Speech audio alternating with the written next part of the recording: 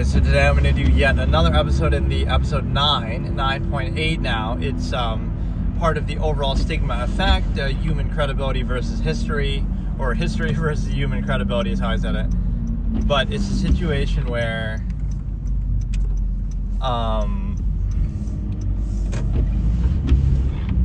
it's a very long, wide-ranging topic, so today I'm going to focus on the term that I often use that maybe people don't always understand, or I kind of just say it quickly in passing, is the self-actualize from an inherent base state, which basically just means you're deciding for yourself using a standard or something self-defined, right, how you want to be as a person or what you want to do, what your priorities are, right? You're sort of trying to define your life for yourself, instead of what you often do is you sort of cling to things that you didn't choose, right? Like you didn't choose your parents, but but you cling to that, or you didn't choose where you were born, but you're proud of it, or whatever it is. So at a certain age, you get to be old enough to critically think for yourself after all the indoctrination and exposure and everything you've been through. So now it's not so much a negative that you have to say, right, that those things are bad. It's just more so you didn't choose them, so now treat them as a neutral. Don't give them special treatment just because of that. And now decide for yourself from an objective inherent based state, right, what it is that you actually value, define some criteria for yourself, right, your own measure, as I call it, like how do you define things, how do you define value, and then you can decide for yourself, instead of just being more reactive in a way that, right, because otherwise it's arbitrary, like, you love your family, but that means, with extreme circumstances notwithstanding, you just love them because they're your family, right? There's actually no basis to it. So if somebody else was your family, you would just love them. Like, it's a non-choice reaction. So it doesn't mean it's bad, but it's kind of an irrational thing, right? You're insisting upon something you didn't choose and letting it define you forever, right? So there's an equalizing, neutralizing point in your life where you can say, okay, I'm going to equalize everything that I experienced and was indoctrinated to, and now I can decide for myself what I want to choose to value, right? But nobody really does that, or if you did do that, it leads to an objective basis, like, hey, how's it going? Do I take song requests? I mean, I'm not playing any music, so I don't know what you mean. Like I could play the radio or something, but no, it's a situation where, again, and a lot of things are defined this way too, like even in psychology, people will say the same thing, like, your traumas define you from your youth, and it's easy to understand that, like when you were younger, right, when you're young, you're like hyper suggestible and reactive to everything, right? So whether you realize it or not, it's as shallow and stupid as this. All of your hobbies and things that you think you like or are interested in, and can I tell you a song and you play it? I guess I theoretically could, but I also don't want to get copyright stuff on my stream. I don't know how strict YouTube is about it. I guess I could play it on my other phone and you'd probably be able to hear it. But no, it's like everything that you think you like or you choose or you desire is nothing more than something that you experienced when you were younger, right? Whether it be entertainment or a hobby or something like that. So if you hadn't been exposed to it, you wouldn't like it, or if you were exposed to something else, you would like that instead. And so the understanding becomes a little bit deeper that you get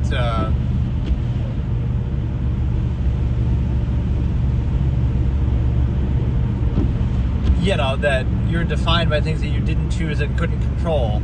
So now it's your choice at a certain point in your life. Do you want to indignantly insist upon it and act like, take pride in it and associate your identity with it, or do you want to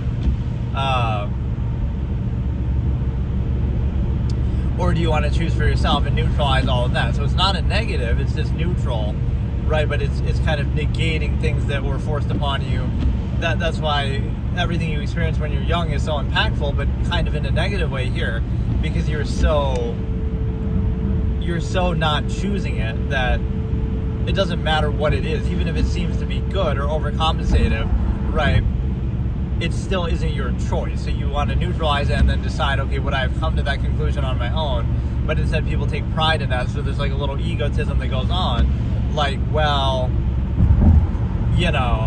it's like playing on people's ego and cognitive dissonance. Like, you couldn't be wrong, right? A person doesn't want to think that, oh, they're doing something wrong, or that not even like morally wrong, just like a standard. You would say, Wake Up in the Sky by Gucci Mane.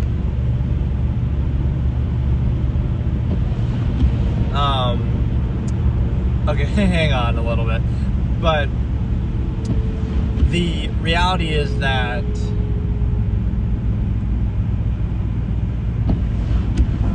what was I saying? It's the fact that the only way you can understand that is you didn't choose it, so do you choose to insist upon it, or do you react to it, right? So it'll be framed in like false duality that's somehow negative. But when you're younger, it's like you don't really process it, but it still impacts you heavily, and so it defines what you like. So, right, what you're exposed to controls you, and so now, yeah, it's the cognitive dissonance of basically saying, you couldn't be wrong, right? This is how you control people in a very easy sense, but somehow people don't realize it. What you do couldn't be wrong, right? People don't want to think that, like, oh, I'm going to question myself and what I'm doing and my lifestyle and everything I've done up to this point, right? People don't want to question themselves and think that what they're doing could be wrong, or that they wouldn't like it, or they don't value it. So what do they do instead? They try to cover it up with appearances and pretenses, and they kind of just treat it as a false absolute, and they kind of just don't think about it, and again, indignantly insist upon it, associate their identity with it, right, and take pride in it. But what you have to qualify with that is one other point. It's the fact that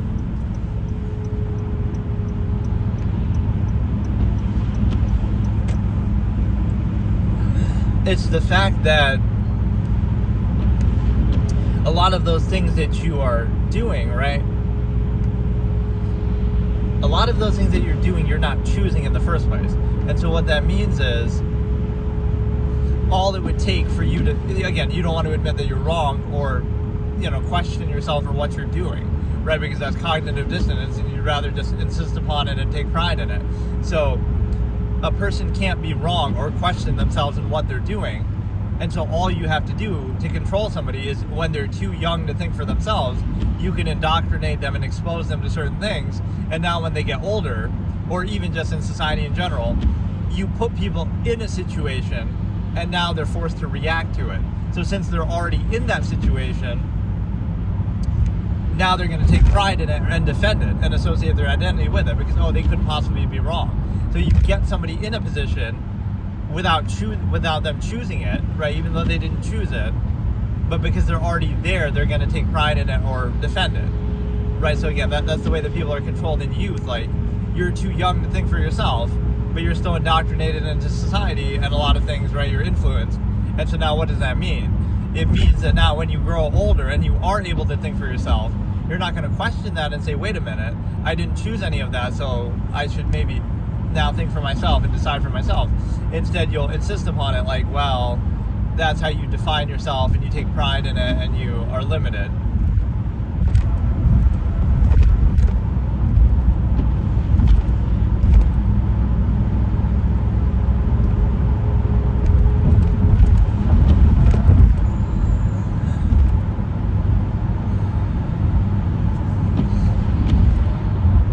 Right, so the other point with that is the simple fact that you are limited that way. You take pride, and you put people in a situation. So the two examples are in childhood, and the other example is just in society, right? Both of these apply to the cognitive dissonance way of controlling people through their ego, because they don't have self-awareness or can't question their state that they're in. So once they're in that state, they'll defend it no matter what it is, right? Even though they didn't choose it, and even though if they did think for themselves and they did self-actualize from an inherent base state, the likelihood of them ending up in this exact state is pretty much 0%. But, right, especially in uniformity, like for everybody, for millions of people or billions of people to end up in that exact state, it's a 0% chance. But since, again, it's reactive, so now you're going to defend it reactively. So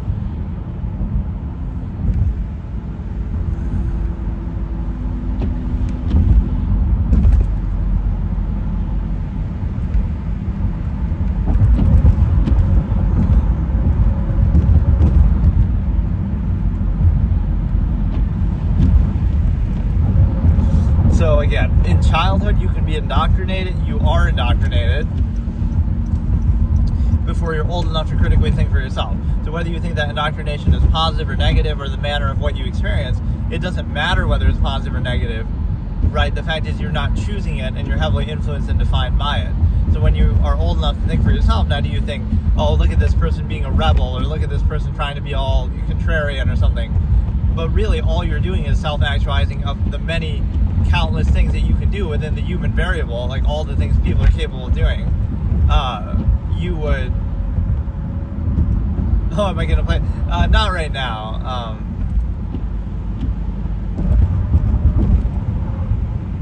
I feel like I know that song, and maybe it's not... I'm just worried about copyright type stuff. Maybe I could do a specific stream where I am more willing to do stuff like that, but I don't want it to ruin my episode.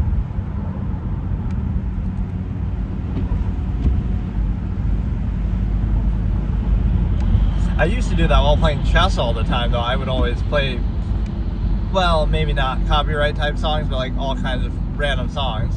And it would usually not be an issue, but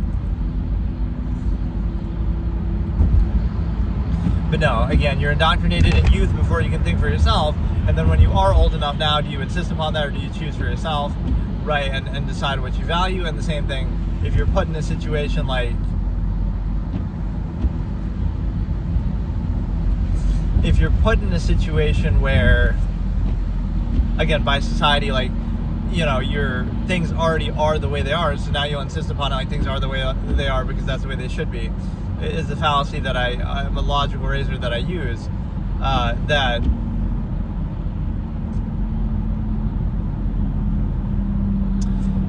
you're basically in a position to kind of reinforce and insist upon whatever's in front of you just because it's there, right? Just because you're exposed to it, just because people happen to, it's already present, so you're never going to question it and say like, oh, look at you trying to be a contrarian and different than the norm, but the norm is established by sheer force and reaction. Like, you know, look at human history, is exactly what this topic's all about.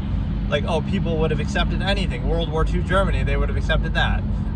China right now, they would have accepted that. Like, no matter what it is,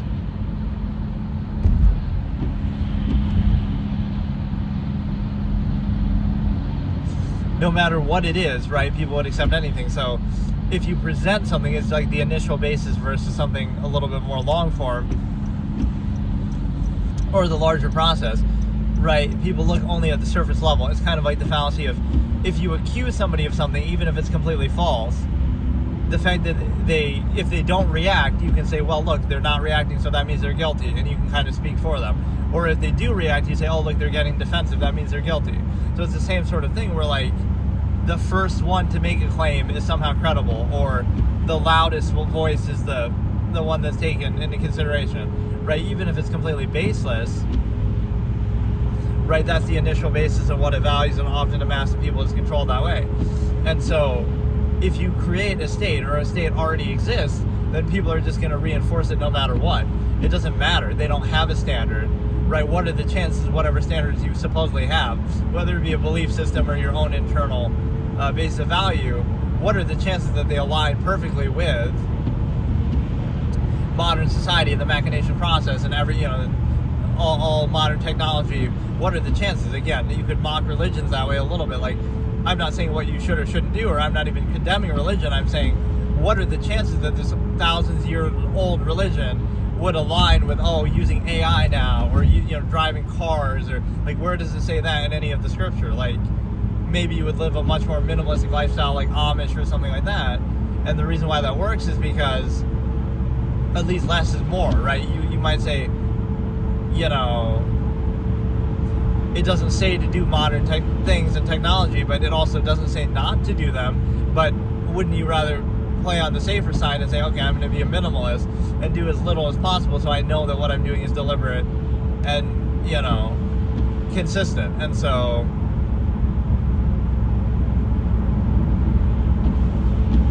right, that's kind of the minimalist view that I always talk about. Again, it has nothing to do with that religious topic in particular. It's just like, the absolutist cares more about the soundness of the process than anything else. So, like, you overextend yourself for all these things that you don't need, right, conveniences and relative comforts and technology and everything in society, right? And then you have to kind of have this artificial constant contrivance that you struggle against to maintain that artificial state, that overextended state, all for things that you don't really want and you don't really need. You definitely don't need, but you still struggle to maintain that, instead of realizing that you would rather have less. Again, the minimalist idea here, but you have less, but you are at peace with it fully, or it's a completely sound, logical process. So you wouldn't have to overextend and question, like, well, you know, you have certain beliefs or some base of value, but then you go to the grocery store and you support some big corporation that's going to do something you might question, and like this whole overextended structure where it's not just, no, like you're a minimalist, you're out in nature, you pick a berry, you eat it, right? Like it's direct, you're directly tied to it, so whatever you do is sound and more consistent and more minimalistic. But the more you spread yourself thin and overextend yourself, now there's all these contradictions and conflict of contrivance and keep it, you know, this struggle to keep up appearances. So it's a preconceived basis that's like you're struggling to get things that you don't even need or necessarily want.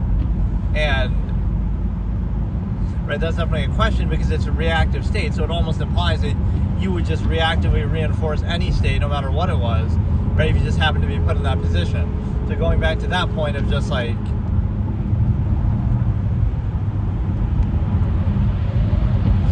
you know,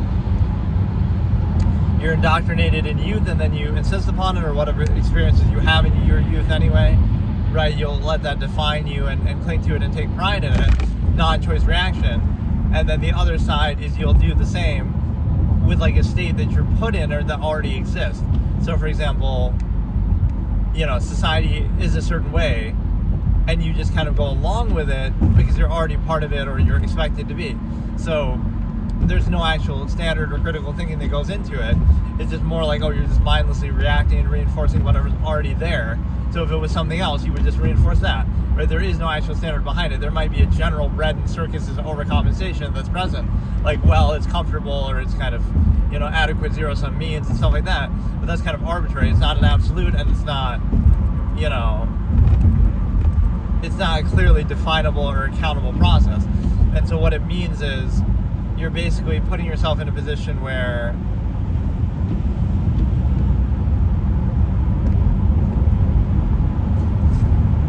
I don't know, you're putting yourself in a position where you're kind of reactively reinforcing and regurgitating a structure that's already established. So again, if you put people in a situation, they'll reinforce it no matter what it is and take pride in it and associate their identity with it.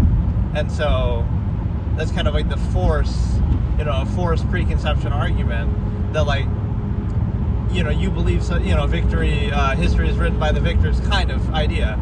Like, oh, you believe so strongly in your current lifestyle, and then somebody comes along and makes some new technology, and now you latch onto that and you're defined by that. Or, you know, some Genghis Khan comes along and ravages the whole known world, and now people are going to live a different lifestyle because of it. So you were so sure of yourself until somebody does something by force, and now that's everybody's sure of that thing too.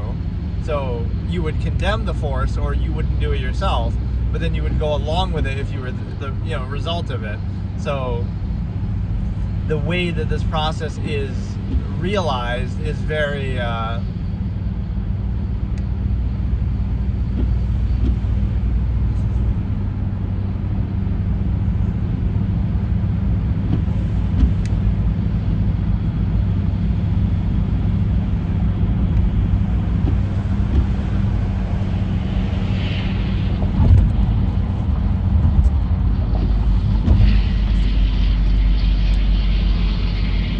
the way this process is realized is very questionable, because you have to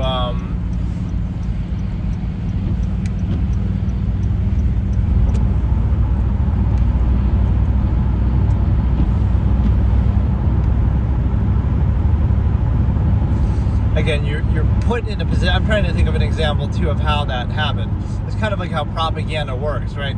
Something happens and then everybody jumps on the bandwagon, like, I'm trying to defend it, or like, you know, it already you know, you can say this with the recent Maduro fucking Trump thing. It's like, he does it, and then now people want to defend ex post facto justification. Well, so a lot of people in Venezuela are happy about it, or, oh, he's a bad guy. So you try to piece together an ex post facto justification, right? It already happened by force, so now you try to defend it or piece it together. But if you were trying to justify it in the first place, you say, oh yeah, we should just go there and kidnap the guy or something. You wouldn't have necessarily said that, but now that it's already happened, you try to defend it and try to, make the best of it. So it's kind of like this hive mind sheep mentality that you have with a lot of things, right? Where something just happens by force, and then it's, people tend to be like suckers for authority that way, right? They'll go along with whatever the narrative is, or whatever the kind of company line mindset is, and then if you question it, then you're the odd one out. I'm trying to think of an example. This is very common just in general social spaces. Like, if something is said from empirical authority, then people will kind of adopt that, and then, right, anybody who doesn't adopt that, oh, they're the ones who are taking an outward position. They're just kind of mindlessly repeating that or adopting that. So, right, it's much easier to get people to reinforce something that's already established there than to get them to think for themselves or to counter it. And so I feel like there's so many examples that I always see, like either in YouTube comments or something, of this tendency. It's like,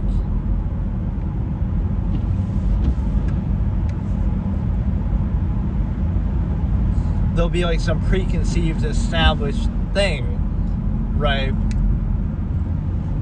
And then you have to like kind of argue against it. So it's being treated as like an absolute, even though it's not.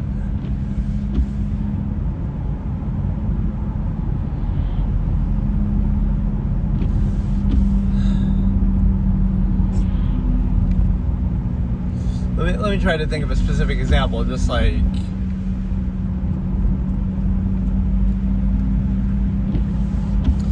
I don't know, you would see that like with the media and sort of this wokeness of the modern time, I guess. Like, oh, something will happen that's never happened before, and then, oh, now suddenly it's okay because all the media is saying it's okay. And then you have to, it's like you have to argue against it, not that they have to argue for it. But it seems like you're taking an outward position, even though you're not really saying anything at all. Or you could just be having a neutral position, or just, oh, how things were the way that they were before, like that was normally considered, but that way, or like usually considered normal.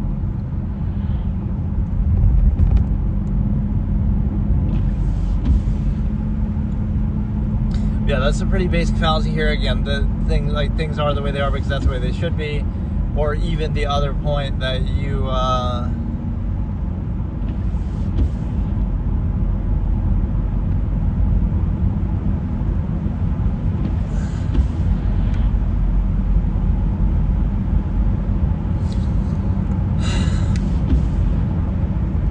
again, something is done by force, and now you're just reacting to it. So, majority of people just go along with it, and now, oh, you're the contrarian or you're the outsider. I swear I always had a good example of this tendency, but I can't remember exactly what I would say. Again, just where people are kind of suckers for authority, or some, again, preconceived basis, and then, again, you have to seem outward by arguing against it. You see a lot of people mindlessly just going along with something just because, again, it's easier to do that than it is to question it. So that's like the empirical, it's kind of like the rich get richer kind of fallacy. The powerful get more powerful, or it kind of validates itself. Like, oh, that's right because power did it. Not that we have to hold it accountable to be right because to deserve the power, or, it sort of becomes the inverse. People, again, have that suck-up mentality of doing that.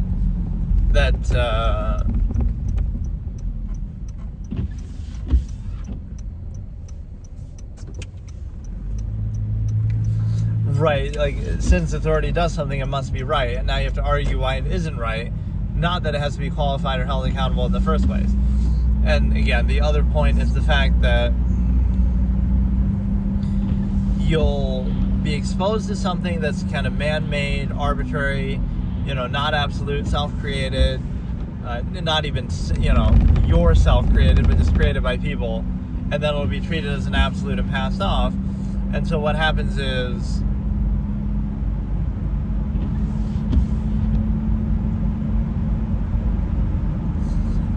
it's just like the origin point fallacy. If you saw how it came to be, you would question it, but because it's already established, you don't.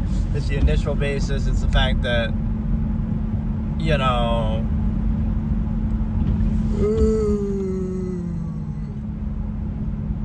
it's treated as an absolute, it's preconceived, and then anybody who doesn't go along with it, they're the they seem outward, even though, again, it's never, the burden is on the claim maker. Like, you kind of bypass that accountability. And the other understanding with this concept is the fact that,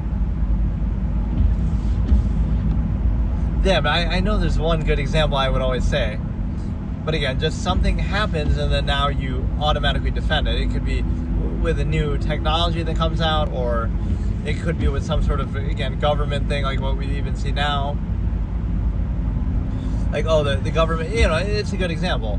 People who are defending this Maduro thing, they're like, oh yeah, we just went there and kidnapped the guy and his wife. Right? It's like, you would have never said that in the first place. Right? Nobody was saying that. Nobody was saying, oh, we should just go and kidnap them. Right? 0 people were saying that. But now all of a sudden, because it already happened, now we just defend it and say, well, he is a bad guy, so that justifies it. Or, oh, well, some Venezuelans are happy about it. Right? That's not the point, because it's like the process is, right, you can't just do that just because you think the result is fine. It's like a selective thing.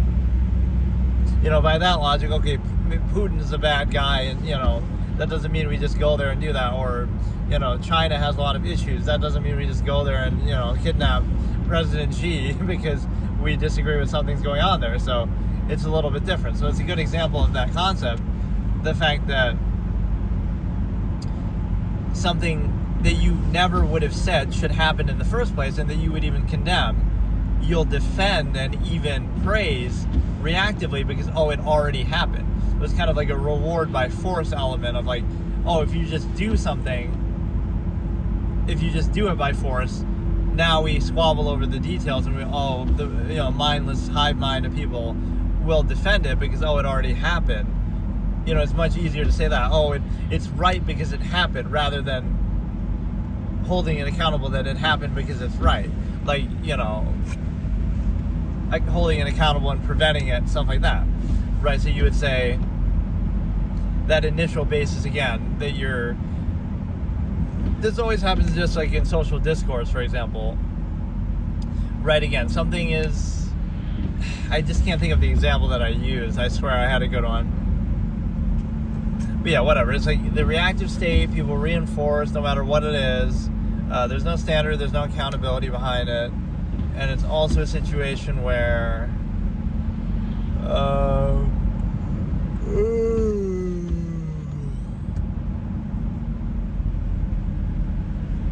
trying to think what other topics on this subject I had. Like, you definitely hold things accountable. Again, self-actualizing from the inherent base state would basically just mean you neutralize all the influence that you didn't choose, whether it be in youth, whether it be in society, whether it be, things that you're just exposed to.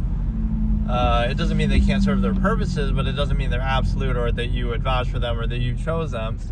So it kind of shows you the self-created fallacy of a lot of things in social structure, is that, like, it's only necessary by itself. Like, again, appearances are only as valuable as much as you care about them, or people care about them, or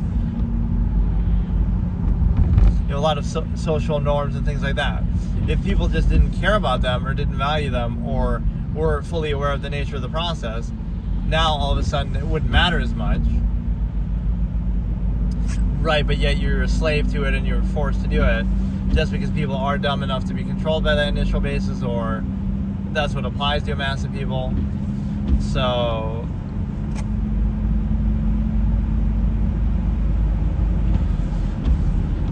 I should always do these sessions in the morning. I'm too tired now to really get into a super deep topic like this, but I'll try.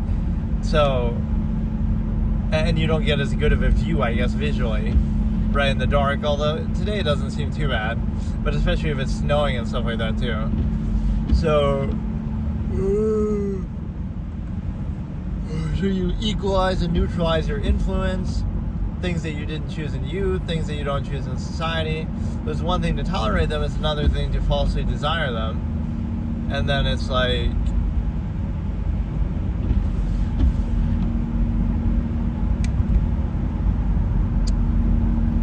right, like things that a collective mass of people will indignantly insist upon and take pride in and defend, but that they didn't choose in the first place. So it shows you like a non-standard state that like there's no credibility to it. This would be the conclusion. People just go along with it mindlessly just because it's already established. And then there's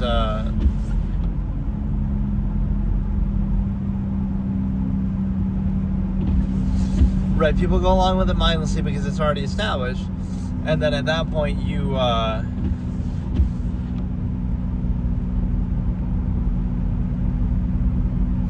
can't see what the hell that is.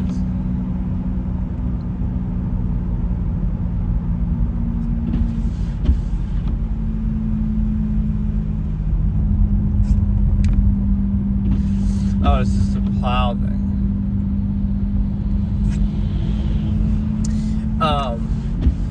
Again, you mindlessly go along with whatever's already established. And again, a collective mass of people isn't credible that way because, again, the way it's arrived upon isn't like, oh, people sit there and think, like, okay, of all the things I can do in the world, this is what I choose to do. And, like, nobody is doing that, right? That's not how society comes to be, or modern social norms and stuff, right? That's not actually how it is. And so what that means is it comes about by bypassing critical thinking, not by actually answering it or achieving it or holding up to it. And so it's this empirical basis that's forced on people, but they indignantly insist upon it and defend it as if it's their own choice. And so this is the trap that you fall into of, right, it's not credible because it's just reactionary. What are the chances that this large number, vast majority of people would do that? Would, like, you know, live in this exact uniform way with modern technological society and everything like that. Who's to say they would do that if they actually thought about it and chose for themselves? So that's kind of what happens with this concept. You live through contrivance, you deal with indoctrination in youth, you put up with all that, right? You're exposed to it, you didn't have a choice, mostly. And then what do? When you're old enough to think for yourself, you can pick an age. Pick age 10, age 15, right? Could be even older. And then you decide, okay, now at this point, I'm going to not necessarily view all that stuff negatively. Again, what you experienced in your youth and so forth. It's not about it being a negative. It's about it being neutral and saying, okay, I didn't choose all of that, so I'm not going to let it define me. And now I'm going to choose for myself what I want or what I value. And so what that means is, again, that you're going to look at things objectively, like go out in the jungle and now you're age 15 and you can critically think for yourself and now you decide what you want. The problem is society kind of preys on that too. It's like, well, now we'll try to force you using zero-sum means and, you know, money basically and resources and the monopolization of nature to try to lure you back in and say, okay, that validates us because we do that, but it's already established. That doesn't mean it's actually justified that it should be.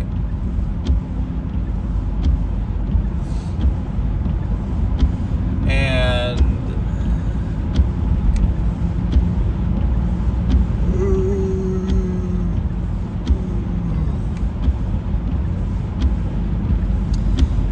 yeah, so again, the point is there's no credibility, so people insist upon things that they didn't choose in a collective mass, you know, false absolute default state.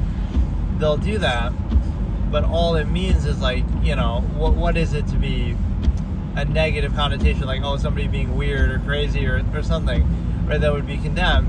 It's just them either being aware of the nature of the process that is not absolute, like contrivance itself, or that they make others aware of it, oh, so that's their fault, not the actual nature of the process underneath. So you need, like, this constant bypassing of critical thought to tolerate a contrivance state.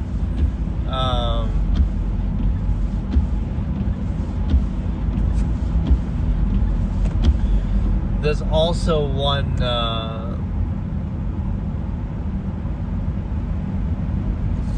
reactive element that would be like,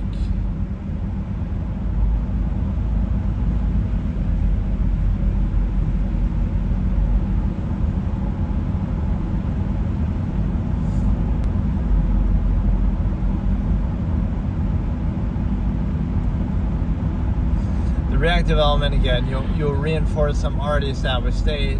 So if you just take the initiative and, okay, I'm gonna, again, like sort of put people or force people in this situation, then you'll get a mass of people just trying to defend it because it's already the case, right? Whatever it is right. Things are the way they are because that's the way they should be. But when a person sets it up, right, when people are behind this, then you kind of don't take it as seriously or credible.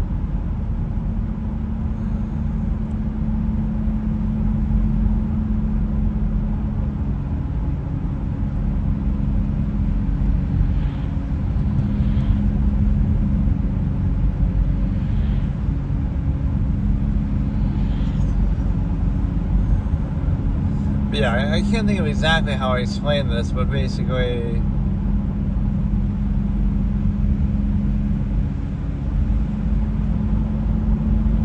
that's a very strong point, is again just that there's no credibility to outwardly insist and tell other people what to do or have like an empirical basis of authority just because you, again, are only thinking on the initial level.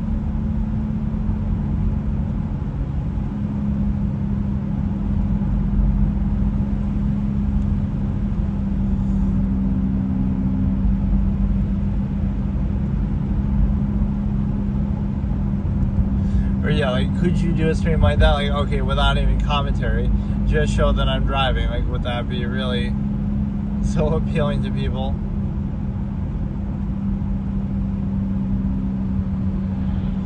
Like, where,